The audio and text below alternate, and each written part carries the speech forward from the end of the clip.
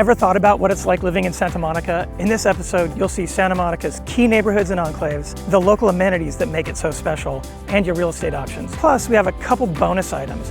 You'll see a hidden area hardly anyone knows about, and even a neighborhood that contains a World War II era secret. Hi, I'm Tony. If you're new here, I make videos about living in Los Angeles. I'm also a real estate broker here who's lived in LA for over 24 years, and I absolutely love it. Let's go. Let's first look at the layout of the city so that when I go into details, you'll have a high-level understanding of where we are. Santa Monica is bordered by the Pacific Ocean to the west, Pacific Palisades and Brentwood to the north, West LA to the east, and Venice to the south. The city is divided into several districts, each with its own character. Let me show you the most prominent areas we will visit today. North of Montana is a highly sought-after neighborhood with tree-lined streets and upscale homes. Northeast Santa Monica abuts the Brentwood Country Club, and it has an area that's little known, a hidden gem that I'll reveal in just a moment. Ocean Avenue runs across the western edge of downtown above the beach. It's known for its iconic palm tree-lined streets and luxury condos. Downtown is, of course, the commercial core, an always lively hub of shopping, dining, and entertainment options. Ocean Park, where I am today, is a charming district with its own commercial hub that's a little bit less congested than downtown, more for locals. Lastly, we'll visit Sunset Park, a mellow neighborhood next to the Santa Monica Airport with its secret World War II history that you'll see in just a minute.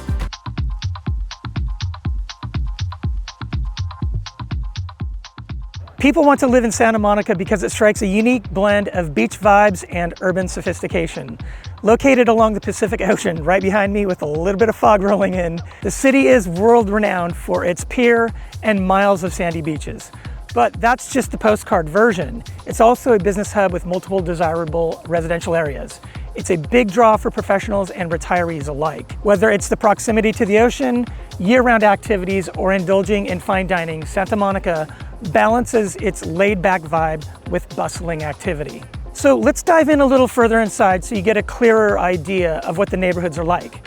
North of Montana is one of Santa Monica's most prestigious residential areas, and it's known for large lots, manicured streets, and proximity to top-rated schools. Montana Avenue is the neighborhood's main commercial strip, offering upscale boutique shopping, cafes, and fitness studios. It's easy for newcomers to miss the northern Santa Monica city boundary that runs along Adelaide Drive. This is where Santa Monica abuts Pacific Palisades. Pali is part of LA, which means fire, police, trash, etc. there come from the city of LA, not the city of Santa Monica. You may have noticed I keep saying city. That's because Santa Monica is its own municipality, not merely a neighborhood inside of Los Angeles. In terms of real estate, homes here range from craftsman homes to modern estates. Properties on the northernmost end of the neighborhood overlook Santa Monica Canyon. Now remember, despite its name, Santa Monica Canyon is part of Pacific Palisades. And in a minute, we'll review prices for North of Montana homes. In fact, I'm going to summarize all the real estate prices for all the main areas at the same time toward the end of this video. Now let's move to Northeast Santa Monica. Once you leave the ocean and head east, Santa Monica is very flat and remains that way. There's very little elevation change from downtown to the eastern city limits. The flat nature of the city is a real draw for cyclists, but not so attractive to hikers. You'll need to travel a few miles to do any hiking, which I'll explain in a minute. I think one of the most interesting things about Northeast District is that it contains a hidden gem. If you like elevation and views, there's a hill at the rear of the neighborhood right next to Mount Olivet Reservoir. It's one of the few areas in town that has enough elevation to give single-family homes here a view as opposed to the condos, which are down on Ocean Avenue, which is where we're going next. Now we'll go back toward downtown to see Ocean Avenue, the part of Santa Monica that runs along a bluff also known as Palisades Park, which rises 100 feet above Santa Monica State Beach. More on the beaches and the outdoor recreation in just a minute. Ocean Avenue connects the North of Montana neighborhood to downtown along Ocean Avenue. You'll find high-end hotels and several excellent fine dining options. In terms of real estate, Ocean Avenue is dominated by a high concentration of luxury condo buildings. The mix here is high-rise and mid-rise buildings with stunning views of the Pacific. At the north end of Ocean Avenue is 101 Ocean, a 1963 retro modern gem overlooking Santa Monica State Beach. Some say it conjures up the image of a grand ocean liner. Now, just south of 101 Ocean is the hard-to-miss Ocean Towers. These 19-story twin towers are among just a handful of co-op buildings in Los Angeles. Co-op ownership with its financing can get a tad tricky, but something with which my team and I are well versed, so we can help you sort that out. In fact, if you're moving to or across Los Angeles, we'd love to help you with any and all of your real estate questions. Just give us a call, shoot us a text, or drop us an email. We're available anytime. Here's something that I think surprises folks. There's only a handful of beachfront homes in Santa Monica. At any given time, there may be one or two on the market. They sit at the bottom of the bluffs right along the PCH. If you want beachfront property in LA County, you'll have more to choose from in Malibu. Unfortunately, recent fires have destroyed several of those oceanfront homes in eastern Malibu. So in the near term, you might want to look at central or western Malibu for oceanfront properties. Just behind Ocean Avenue is downtown Santa Monica, the heartbeat of the city. Much of the commerce centers around 3rd Street Promenade, a pedestrian-friendly shopping district. It's home to a mix of national brands and local boutiques. In addition to being an outdoor experience, it is routinely filled with street performers, adding to its unique character.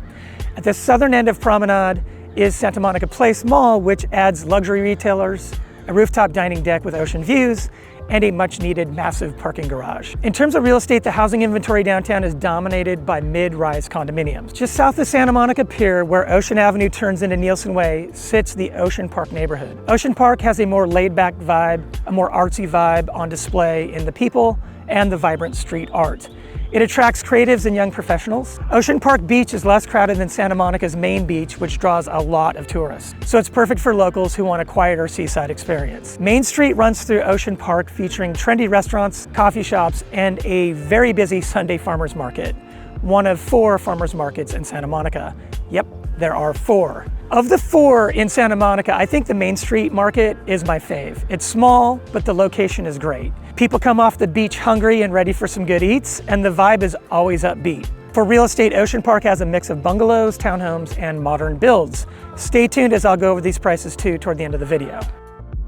Just east of Ocean Park is Sunset Park, a neighborhood that is even quieter. It's known for its welcoming vibe, tree-lined streets, and a strong sense of community. There's a secret history of Sunset Park that started in 1941, soon after the bombing of Pearl Harbor. The Defense Department put into motion a large mobilization of airplane manufacturing, and the Santa Monica Airport was at the center of the new wartime economy. The airport was used as a distribution center for aircraft and the headquarters of Douglas Aircraft, and approximately 75,000 Americans resettled to Sunset Park, where small homes were built nearly overnight to accommodate these workers. And some of those small World War II era homes still exist, but many have been remodeled and expanded, and some have been completely relaced, ripped and replaced, as larger homes has become the more dominant trend in US residential properties. Today, the real estate in Sunset Park offers a mix of architectural styles, including bungalows, craftsman homes, and modern updates. Just a quick reminder, if you like videos about living, working, or buying a home in LA, make sure to mash that subscribe button. Santa Monica is pretty special if you're an outdoor enthusiast. First, the weather here can be chilly with foggy mornings even in the summer, and that's actually good news if you like to exercise without excessive heat. Today, it is the end of February, and I'm actually warm enough, maybe a little bit chilly wearing a short-sleeve shirt, but it's still pretty comfortable, and there's a lot of people out exercising on a nice Saturday morning. And what's more, the air is cleaner along the coast than you'll find further inland, so when you're out running, cycling, or whatever you're doing, it's a little easier on your lawn. So here are some of my favorite places to hang in Santa Monica. So Santa Monica Beach stretches over 3 miles, and it's perfect for swimming, sunbathing, and beach volleyball. Santa Monica Pier is home to the Pacific Park Amusements, which includes an aquarium and the iconic Ferris wheel, though these places are pretty touristy. Palisades Park, which runs along Ocean Avenue, features walking paths, picnic areas, and the best ocean views in town. Marvin Road Bike Path, known also as the Strand, is a 22-mile bike path that connects Santa Monica, Venice, Manhattan Beach, and beyond. Santa Monica's local parks offer green spaces too. Tongva Park is a pocket park near downtown with unique landscaping, fountains, and play areas. Douglas Park in the Northeast neighborhood is known for its lawn bowling club and a duck pond. As mentioned, Santa Monica is very flat, so hikers will need to travel to Brentwood or Malibu. There are tons of trails to explore within the Santa Monica Mountains, and the extra effort to reach them is totally worth it. The coastal views are incredible.